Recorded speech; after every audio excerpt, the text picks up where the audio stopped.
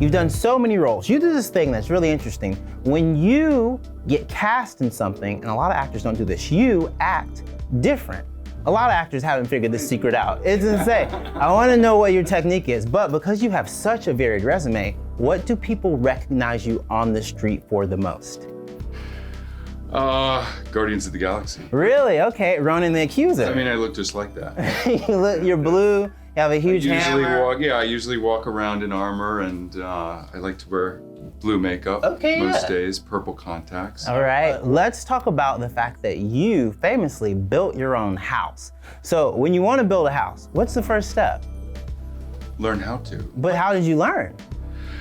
Well, I took this timber framing course in Maine. I've been interested in people who build their own homes for a long time. Okay. I find it really, you have to learn a lot of different skills to do it. It becomes a real meditation on how you want to live when you build your own home. And it takes time and it takes the effort to take in new information. So I learned how to build a timber frame, like the old-fashioned kind, where you kind of carve beams, like pieces of a puzzle, and then fit it together, mortise and tenon, and then peg it together with pegs of wood. So there's no nails in the whole frame of the building. There are nails like holding the cedar shingles on the roof, and different, the siding goes on with nails and stuff, but the actual frame of the house are big 6x6 timbers that I carved them all, and I got a bunch of my friends together right before Thanksgiving one year, and we pegged it together and pushed it up over a weekend.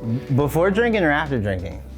I mean, all through. It's kind of essential part of it. And then I ended up working on the road. I did The Hobbit, I did Guardians, I did all these things while that frame just sat in the middle of a field for almost 2 years until I had some time to get the roof on and get the walls on and stuff. But you just kind of learn what you need to know.